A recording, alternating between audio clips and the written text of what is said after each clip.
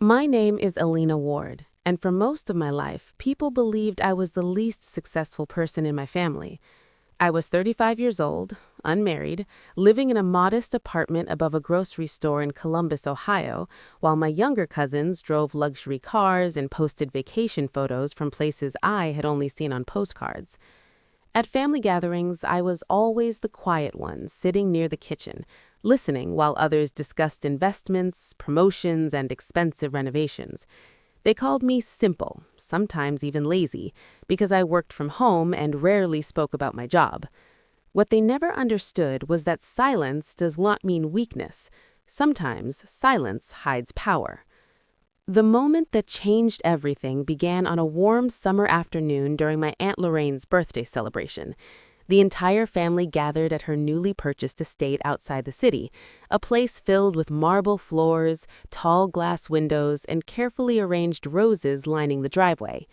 Everyone admired the property, praising my cousin Marcus for helping finance it, while my aunt proudly announced that our family had finally reached a level of success worthy of respect.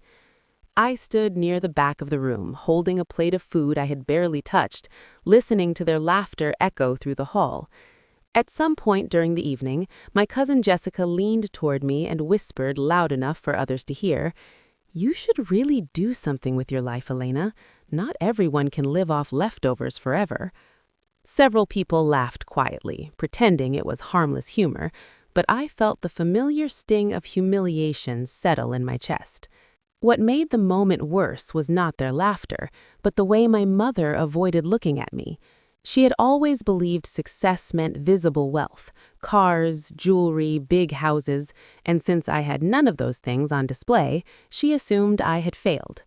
Years earlier, when I told her I was starting a financial consulting firm online, she dismissed it as unrealistic and encouraged me to apply for a stable office job instead. I never argued. I simply continued working quietly, building something piece by piece, without announcing my progress to anyone. Over time, I learned that explaining your plans to people who underestimate you only gives them more opportunities to doubt you. That evening at my aunt's estate, the conversation shifted toward inheritance and future property ownership.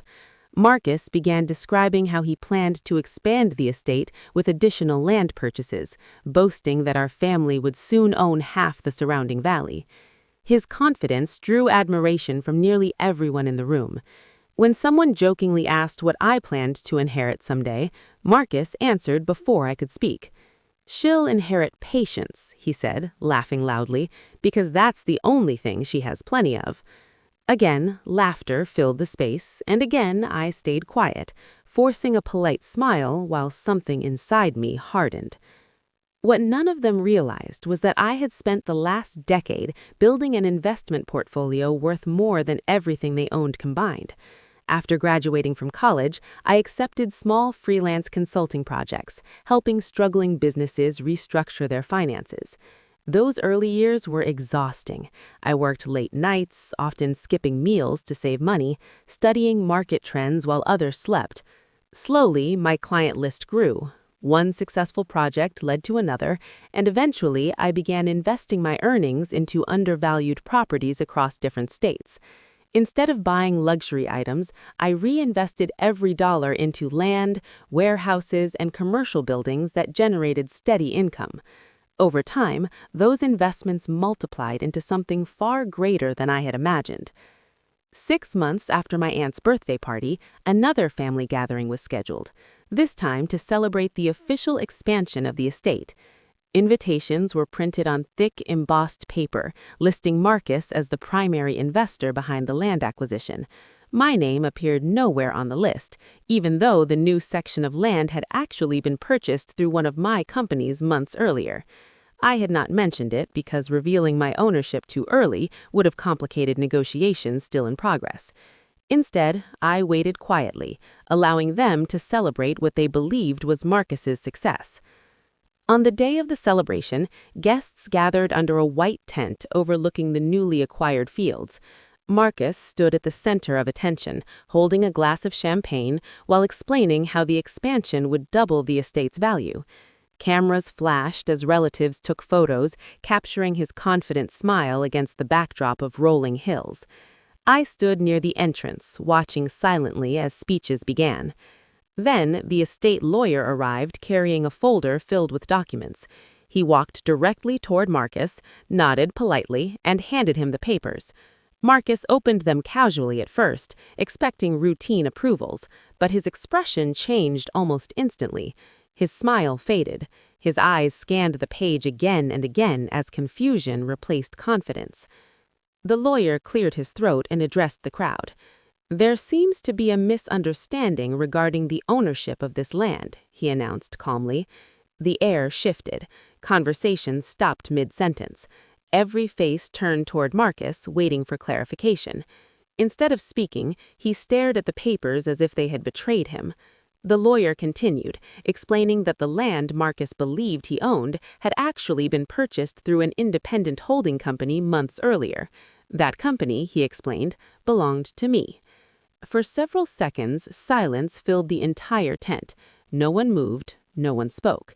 My aunt looked from Marcus to the lawyer, then finally to me, her expression trembling between disbelief and confusion. My mother stepped closer, her voice barely above a whisper. "Elena, is this true?" she asked. I nodded once, calmly, without raising my voice or showing anger. I did not need to shout. The truth itself was loud enough. Marcus attempted to argue, insisting there had been some mistake, but the documents were clear. Deeds, contracts, and transfer confirmations all carried my signature. The land they had celebrated as his achievement had been mine from the beginning. I watched their reactions carefully, the widening eyes, the tightening jaws, the slow realization that the quiet woman they mocked had built something powerful without their knowledge. In the days that followed, conversations changed dramatically. Relatives who once ignored me began calling with forced politeness, asking questions about my work and offering congratulations they had never given before. My mother visited my apartment for the first time in years, sitting at my kitchen table with a mixture of pride and regret in her eyes. She admitted that she had misjudged me, believing silence meant failure rather than discipline. Hearing those words did not erase the past, but it gave me something I had never received before: recognition. 1 year later, I purchased the estate entirely, transforming it into a training center for young entrepreneurs who lacked resources but carried ambition. Instead of filling the halls with luxury decorations, I filled them with classrooms, mentorship programs, and spaces where ideas could grow into opportunities. Watching those students walk through the doors reminded me of my younger self, uncertain, underestimated, but determined. Looking back now, I understand that revenge does not always come in the form of destruction.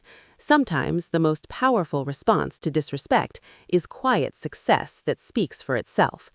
I was never the least successful person in my family. I was simply the most patient.